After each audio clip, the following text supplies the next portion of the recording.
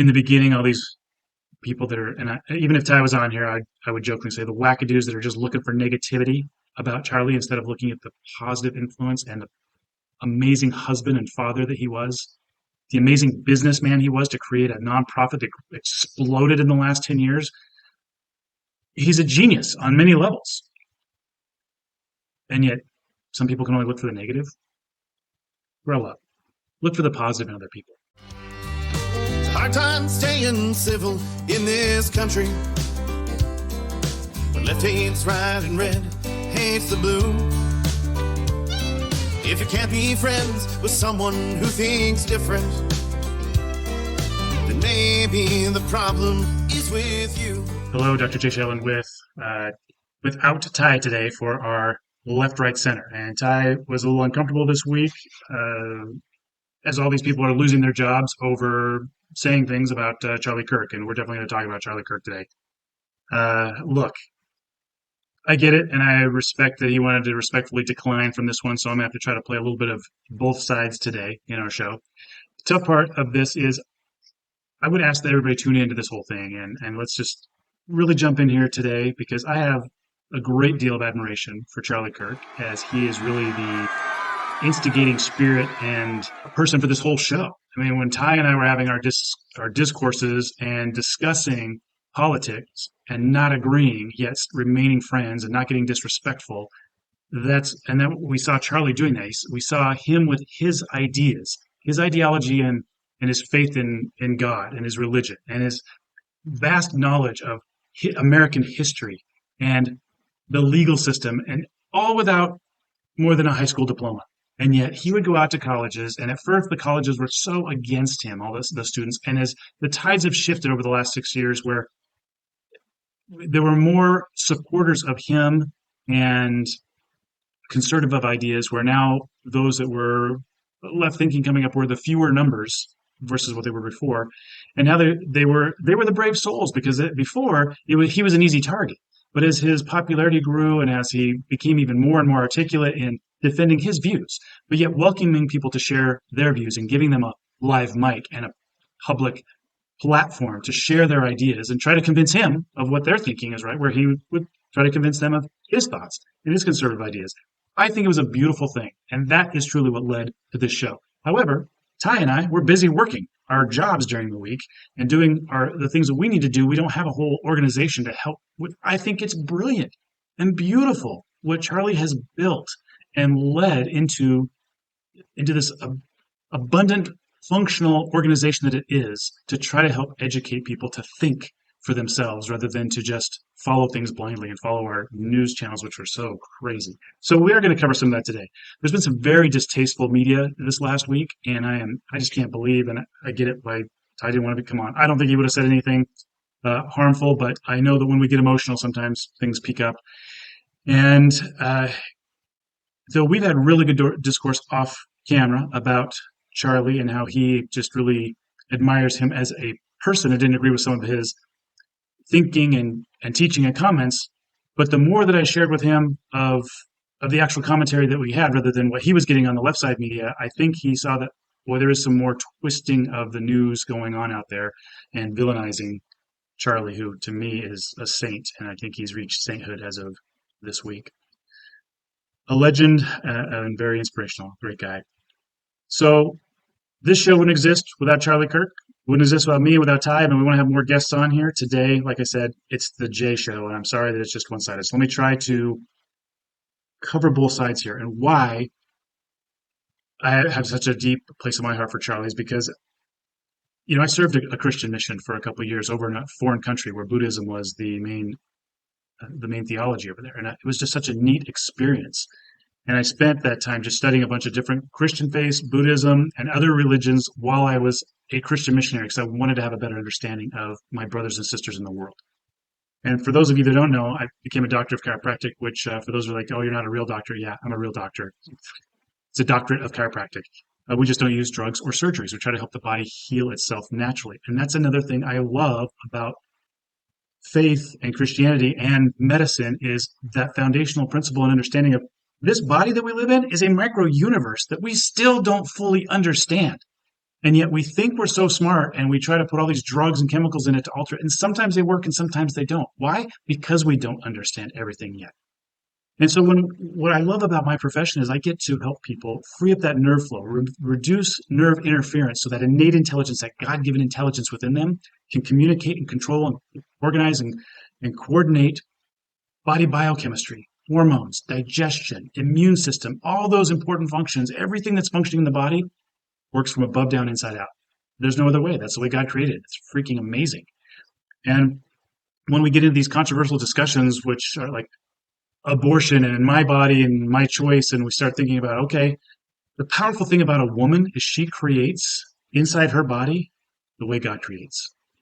Cells multiplying perfectly, splitting and dividing perfectly to make 2, 8, 16, up to millions of cells and trillions of cells in our body that then function in different ways and turn into different types of cells, from brain cells to nerve cells to digestive organ cells, skin cells. It's phenomenal.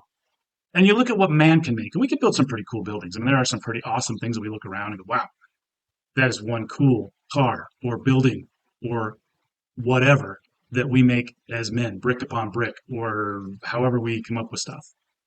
But we don't create like God creates.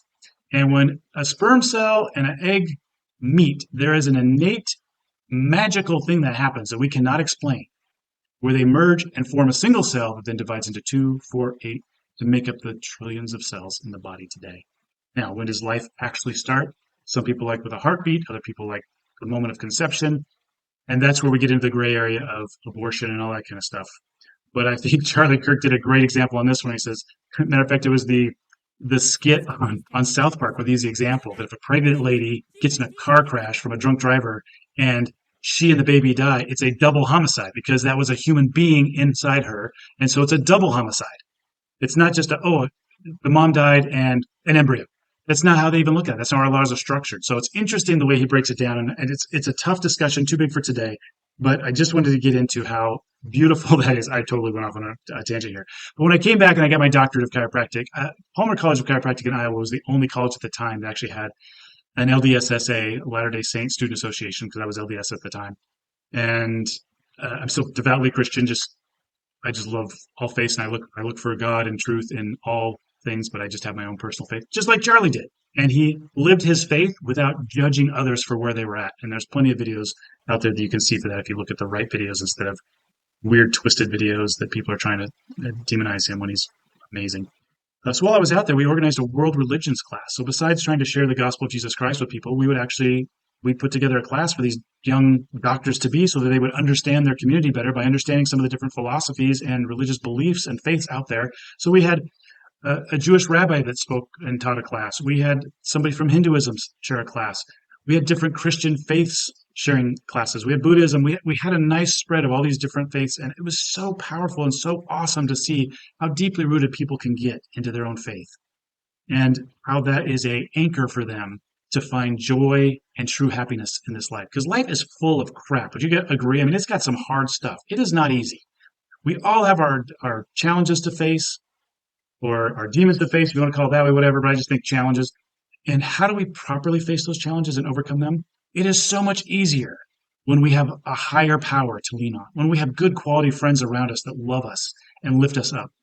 And that's an important part of what I really enjoyed with the psychology training in university and the world religions classes, and then just my own personal study to try to find my own faith. And this is the key thing. I think all the religions out there and all those things, some people are just super anti-religion. I'm really get a little frustrated with organized religion sometimes because it breeds judgment and it breeds fear and guilt. And that leads to shaming, and that can lead to or our own personal lack of self-esteem. I really look at these churches out there and I think, man, they're such an amazing thing, but realistically, they're the elementary school in our life's learning of connecting to God or our higher power and learning to love ourselves. As a matter of fact, in one of my books, the relationship book, the Bullseye relationship book, I talk about how there's a scripture that's hugely important. It's a Christian scripture. It's in the Bible. Mark chapter 12, verse 30 to 31. Love the Lord your God with all your heart, with all your soul, with all your mind, and with all your strength. The second is this: love your neighbor as yourself. There are no commandments greater than these. That is the foundational principles of the gospel of Jesus Christ. And I think that it's so hard to understand until you break it down and go, look, if you don't have a good relationship with your higher power, where you know that you are a son or daughter of God, or for those of you that are more universal, that you are a intelligent piece of the universe. I'm going to stick with mine, just roll with me here, a son or daughter of God. When you realize that value, that this micro universe, this gift from God was given to you to experience this amazing world that is around us. And when you're looking around and you're thinking, oh, there's no God, there are at least 80 different types of grass out there, let alone trees and rocks and whatever. I can't make a single blade of grass, and neither can you. And yet it's all here for us to enjoy or ignore, but it's here in its existence on this rock that is just hurling through space at I don't know how many million miles per hour, and it's spinning and rotating around a sun with an atmosphere that's just thick enough to protect us and allow us to breathe, and just thin enough to allow heat to get in from the sun that we can actually live here. It's pretty miraculous. So the double miracle of this planet Earth, combined with our micro-universe, our body, to experience this as spiritual beings having a physical experience is incredible. Now, what does this have to do with politics today? Well, it just goes back to that honoring the body that you've been given, whether you believe in a higher power or not. There's some great books out there I'd recommend if you're atheist or whatever. One of them is called I Don't Have the Faith to Be an Atheist. Highly recommend it. It uses science, very clear science and very clear logic to go, wow, if I look around, it's kind of hard to deny God, really, the miracles of which we're living in here. So, and then sorry, I'm just jumping all over today. But back to the relationship stuff. I love relationship stuff. When we look at this is the foundational scripture for a relationship. Have a good relationship with your higher power. But then, in order to have a good, healthy relationship with a spouse, which I know that Charlie got beat up on marriage stuff, I don't understand that. If you don't understand the importance and the power of loving your spouse, and some of the scriptures say, oh, the women are supposed to submit to God. If you don't understand the vocabulary and how it's used in the gospel, you'll never get it. It's inflammatory to you if you don't understand it. The man is supposed to provide and protect for the woman, even lay down his life for the woman. And the woman is supposed to honor and respect her husband. And the submitting is not like, oh, let me do anything that you want me to do. That's not what it is. You're a partnership. There's supposed to be dialogue and decision making together, but it's like the yin and yang. You're equal partners, but there's a yin and yang. There's a feminine energy and feminine strengths and weaknesses, and there's a masculine energy with masculine strengths and weaknesses. And together, your partnership is beautiful and dynamic and balanced, but it's still different. Each of you are different, but you bring something different to the table to make it beautiful. And people just can't understand that if you don't understand these basic principles of the gospel of Jesus Christ, which is what Charlie would try to explain. It's like, look, if it's not for you, life's either easy, hard, or hard easy. You can go make it hard by going, I'm not happy in my body. I'm not happy, and so I'm going to mutilate my body to try to find happiness. Oh, now I'm on the other side of the fence. I'm still not happy. Finding true joy, the way to do it is engaging in these things. I guess today I'm kind of sharing my testimony about the gospel of Jesus Christ a little bit, kind of like Charlie was, inviting people to give it a shot, because once you start living it and living it right, trying to live it better, your life is happier. Your problems, I'm not saying they're less, but you deal with them better. It's more that wax on, wax off, where when problems hit you, you deal with them better now because you're a black belt in dealing with your issues because you're optimistic rather than pessimistic. You're looking for the positive in things instead of always looking for the negative. Oh, Trump president, it's the end of the world. My whole life sucks. Oh, misery. Live happy in your world. You don't need to even turn on the news and watch anything about Trump. You can just build a nice, healthy, happy home, a happy environment in your workplace, and you can live happy in this free country of America that we enjoy by just focusing smaller and trying to live happy where you're at. It's just funny to me how people look for negativity and everything. All right, I'm jumping all over the place. So love God, love yourself. If you don't love yourself, if you're not happy in your own skin, if you're not comfortable in your own skin, which is kind of where I'm going with this, even finding comfort in your own skin at a church that you go to, where if there's too much pressure and guilt and weird energy, then it's hard to grow spiritually in that environment. You have to find one that's full of love and support and kindness, and they're all out there. You can find it in a Jewish church, you can find it at a Buddhist temple, and you can find it at Christian churches, but you have to seek to find it and then work on yourself to really nurture it. But once you have that better relationship with your higher power and you start to learn to love and respect yourself because you're forgiving yourself and you're recognizing and giving yourself some grace that, hey, none of us are perfect. So let's just love ourselves where we're at, but always be working on ourselves to be better. Let's surround ourselves with people that we know, like, and trust that will lift us up and help us be a better version of ourselves while we try to be good friends to them and help them be a better version of ourselves. So in that ring of relationships, that higher power is and tuning into that, which is loving yourself, loving your higher power. Now you're ready to love a spouse and just have that amazing, amazing love together. And then your friends and your kids, your friends, your family, etc. So this scripture is so powerful, these two verses, and they're just foundational. And again, until you've studied them and implemented them, it's and especially when you start looking at Leviticus and how, the spouse needs to be, the wife needs to be submissive. So if you don't study and understand it, it's Greek to you. And that's why it's inflammatory to you, because you don't get it. But if you try to get it, it's beautiful. And if you don't get it, don't get mad at your Christian brothers and sisters, or your Jewish brothers or sisters, or your Buddhist brothers or sisters that are trying to help you find true joy, because happiness is fleeting. If we're always chasing happiness, we're not finding it within ourselves and building it within ourselves. There's just no way to be fully happy. So, man, look for the joy, not the fleeting happiness, by finding happiness and joy within and nurturing it. It's like even in relationships, they say, hey, I'm gonna get divorced. The grass is greener on the other side. The grass is greener where you water it. So water that and nurture that relationship inside yourself. Love yourself, forgive yourself, nurture that. And then you can start loving and nurturing relationships around you. But in a marital relationship, nurture it, make it beautiful, and then you're not tempted to go elsewhere. There are a lot of other great relationship books I'm going to share. I'll just pop them up on the screen here. I am a huge fan of these because they help you recognize help you recognize your own needs. Because if you don't know your own needs, how do you articulate them to your partner to be a better partner? If you don't recognize and try to recognize your partner's needs and better meet those, how are you helping to fill their emotional bank account so they are filling your emotional bank account so you're happy? Same with friends. Now, if it's always a poo-poo party, it's like, oh, the world's all horrible and we're all hanging around people that are always, yeah, let's all just piss and moan about everything.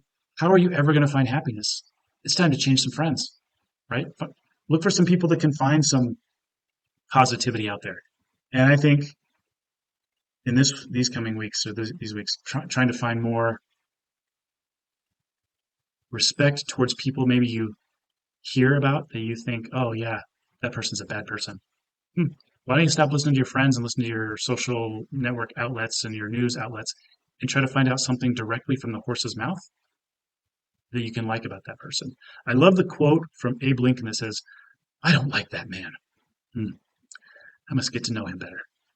When we get to know people better and start to recognize them for their strengths and not just the weaknesses or they're just the things that we don't like that we've heard about them, the rumors or gossip or other BS that we've heard about somebody, it's so much easier to humanize them and find common ground with them when we're willing to actually get to know them better. And that's why Ty and I are able to do this show so well, because we have 40 years of recognizing and seeing right out in the open each other's weaknesses, but looking past those to recognize the good qualities in each other to stay friends. Now, if only America could do that more with each other. You got somebody on Facebook that's saying negative stuff about you or your thinking, or they post something on yours, whatever pops up in its name.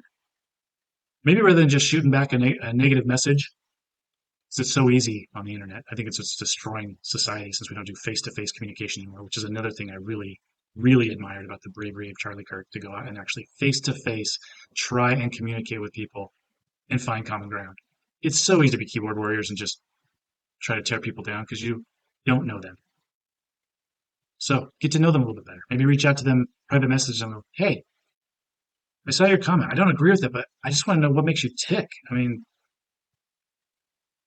I think this way because of these experiences I had in my life. What are some of the experiences you had in your life that led you to think this way? And actually deep dive and get to know somebody. Just saying, relationship capital is huge in making a better community. I love how Charlie Kirk talked about the statistics of murder and jail. Some people would freak out and go, oh, yeah, you're just anti-black. He was so not anti-black. I don't get that at all. He said that the murder rates were higher in these areas where there were fatherless homes. And sadly, statistically, there were more fatherless black families where there was no dad around, just a mom trying to raise kids as a single mom.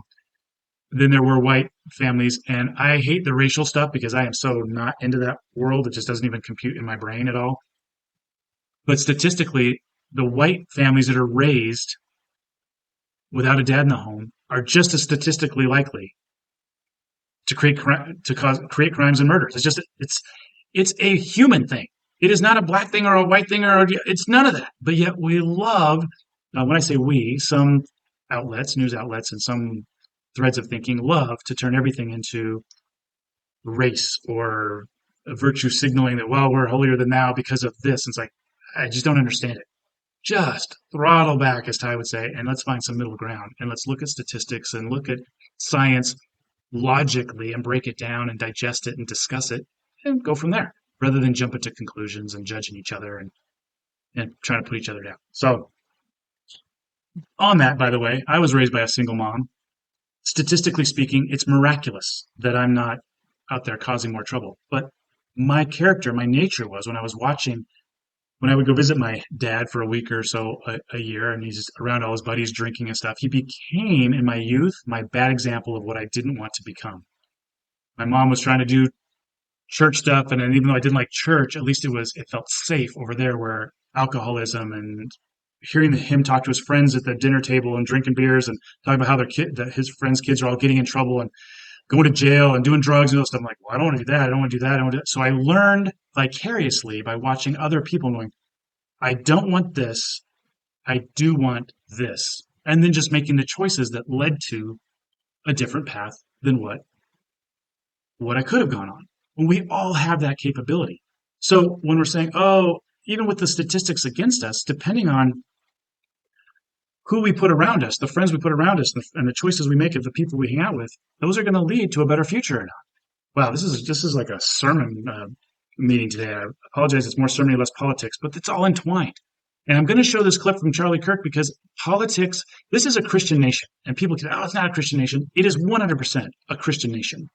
And because of that, our laws are built on Christian principles, though they operate separately. And I think he does an amazing job of separating church and state and explaining why it is separate, church and state. But yet we are a Christian nation, and with those Christian values, we still give lovingly room for people to live their lives the way they want to, make the choices. All choices have consequences. So if you're breaking laws, there are going to be consequences for that. You think these laws are tough? Try living in another land, a different country with different laws, and see if we can get away with the same stuff that we do here without recourse or with less recourse. America is an amazing country.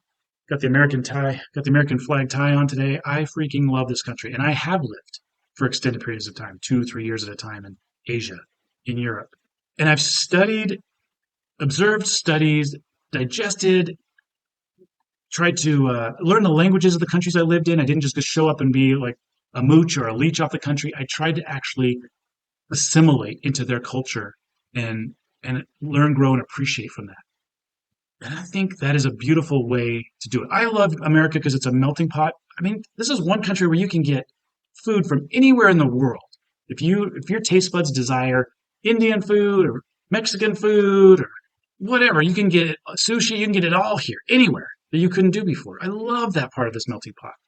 And I love it when we actually go to school and you see the diversity in schools and kids don't care on the playground. They'll play with whoever, whatever. Now, kids also say some pretty harsh things. My first wife was deaf, and so with a handicap, she got picked on a lot for something she couldn't control.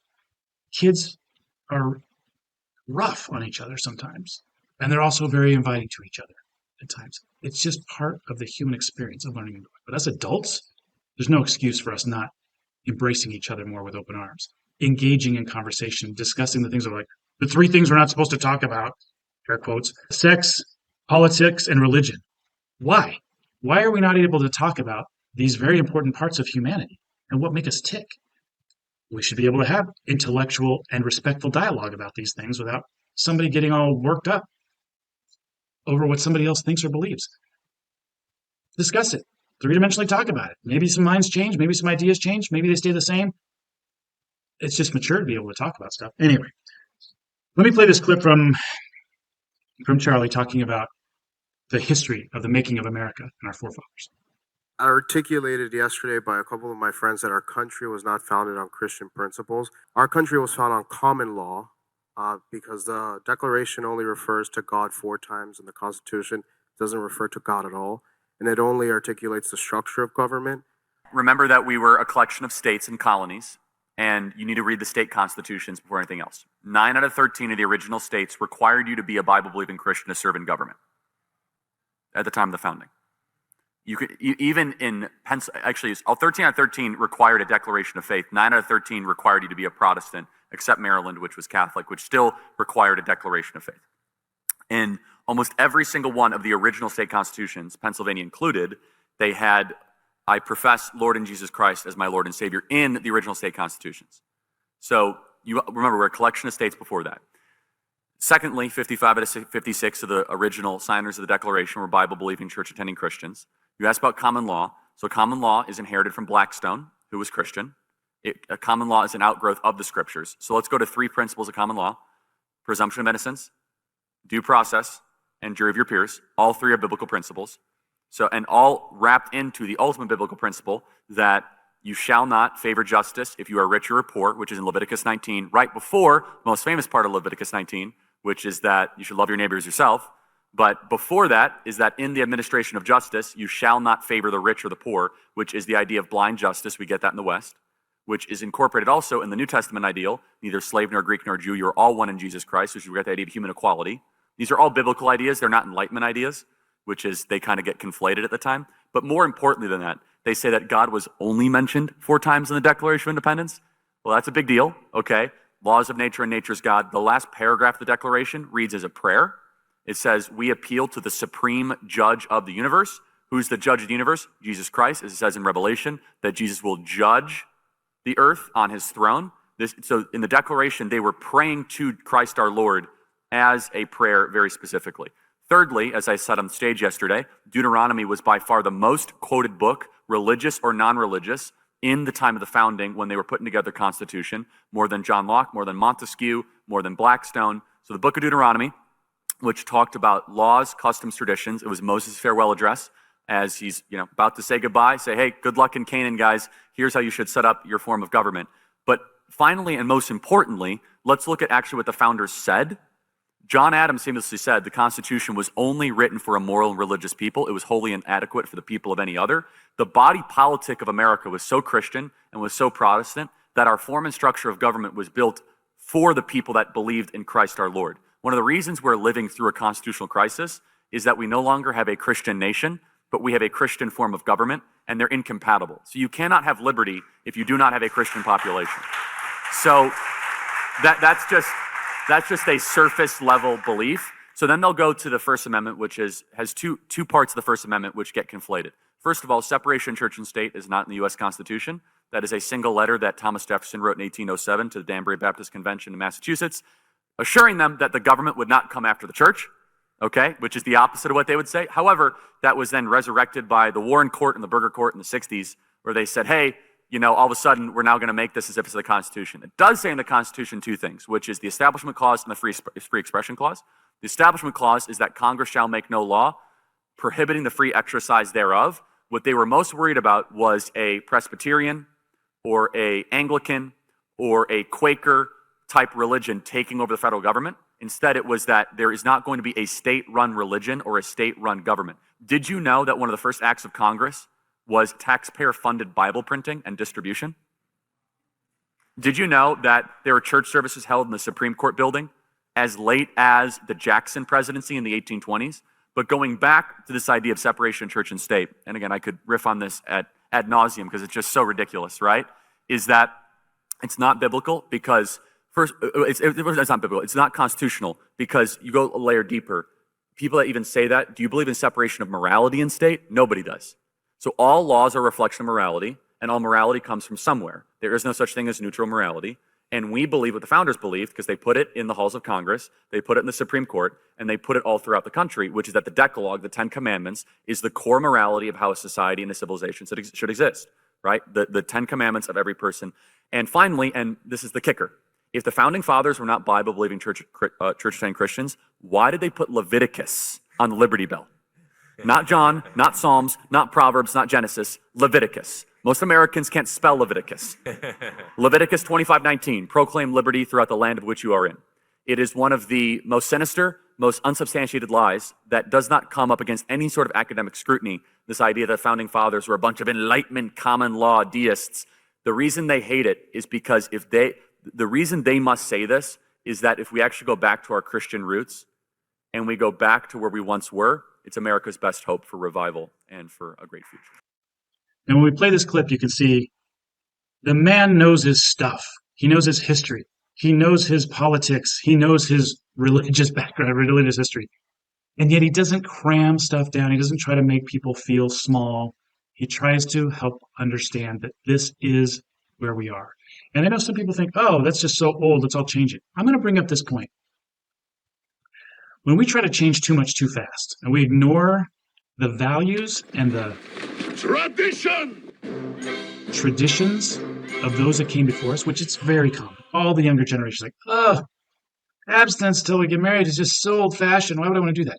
Because it helps families stay together. It helps build healthier families. It helps teach us to have some self-control and to get delayed gratification, saving up for something that is powerful, being able to create like God through procreation, respecting and honoring that power in our spouse. Wow. The lessons taught in abstinence are so powerful. That's just so old-fashioned thinking. Really? Look how far we've gone from that this last decade and how quickly the slippery slope has become of the confusion and now gender dysphoria and confusion and stuff, because rather than letting kids grow up not having to think about that stuff till they're older and past puberty and in high school and college, cramming stuff down their throat that they don't even care about on the playground in elementary school. And yet it's just so confusing where things have gone the last few years. I think the beautiful part of the change that we're going to feel with the loss of Charlie Kirk is his message is going to grow bigger. In the beginning, all these people that are, and even if Ty was on here, I would jokingly say the wackadoos that are just looking for negativity about Charlie instead of looking at the positive influence and the amazing husband and father that he was, the amazing businessman he was to create a nonprofit that exploded in the last 10 years. He's a genius on many levels. And yet, some people can only look for the negative. Grow up. Look for the positive in other people. Look for the positive in your neighbors and your coworkers. Look for the positive in the people that you don't agree with on your social media, etc. Circling back to my dad, growing up when I was in Spokane, he was in Gig Harbor, and I had to travel and see him, once a year or so.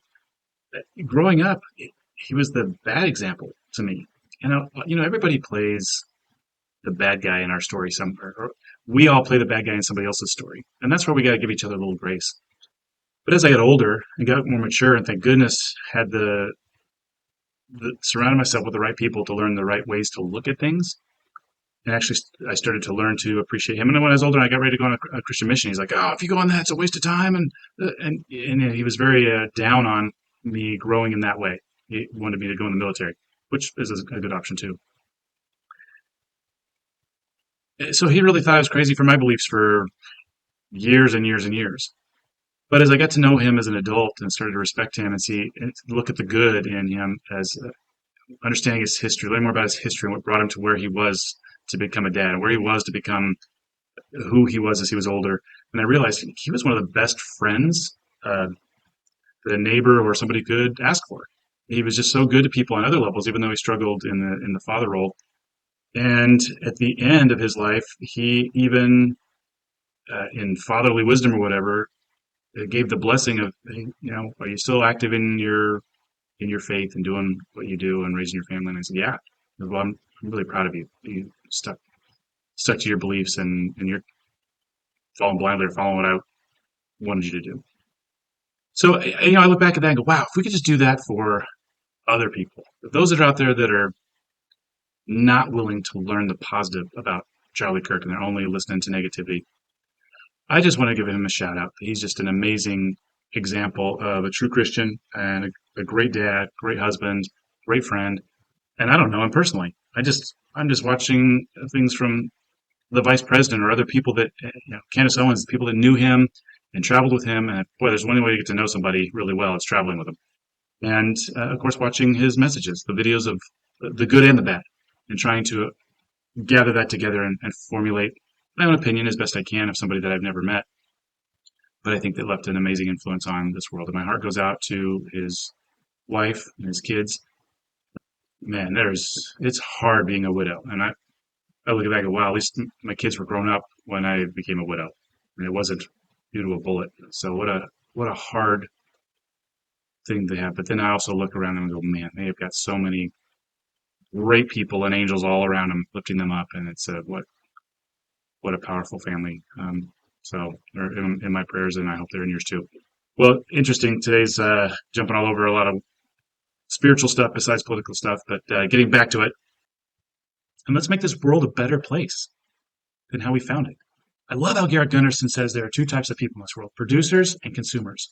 Consumers take, and always leave the world in worse condition than they found it. Where producers give more than they take. They're the ones that pick up litter that they see in the floor. They're the ones that put the grocery carts away that people keep leaving out instead of like, you got to use this cart to do all this stuff, and now you just leave it out here where it's going to ding up somebody else's car. Quit being a consumer. Be a producer and put it where it belongs. Everything has its proper place and order. Let's just keep things flowing so that society works better. I know those are simple, cheesy ideas and examples, but we can choose to think better, to think more lovingly, to think more kindly, to speak more kindly. And in this week where people have been losing their jobs over things that they've said negatively around Charlie, you know, I'm all for free speech, and I remember Ty had conversations before. Oh yeah, but not hate speech. Well, agreed. So why are liberals now who've been fighting for we should have free speech but not hate speech, now when they do hate speech they don't think it's hate speech? Of course it's hate speech. And saying somebody said hate speech that wasn't doing hate speech but giving a platform for people to speak freely. Come on, let's get our definitions clear. Pretty powerful stuff. Well, I hope that you have an amazing week this week. I saw that churches were packed this week as people are re-evaluating. Have I gone off course with being too open-minded? I'm not saying open-minded isn't awesome. It is awesome. But Ty would always say the words, it seems like the Democrats are the I can, air quote, party, and Republicans are the I can't. And I think that's an interesting definition, and I would put it this way. And I'm sorry he's not on here to help us to banter on this. That's, again, just the one-sided show today. Imagine you're driving down the highway and there's 3 lanes, you're in the middle lane, and you're staying inside the white lanes, and all of a sudden you're like, well, I just want to go over here. I just want to go over there. I can do whatever I want. It creates chaos.